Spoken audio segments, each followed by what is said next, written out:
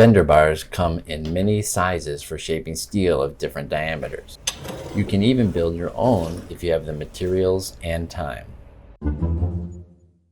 While shaping steel for rockwork is difficult and dangerous, some simple tips like using opposing forces and placing the bender bars on top and bottom, depending on the direction you're bending the steel, can make things easier on your body and prevent accidents in the field.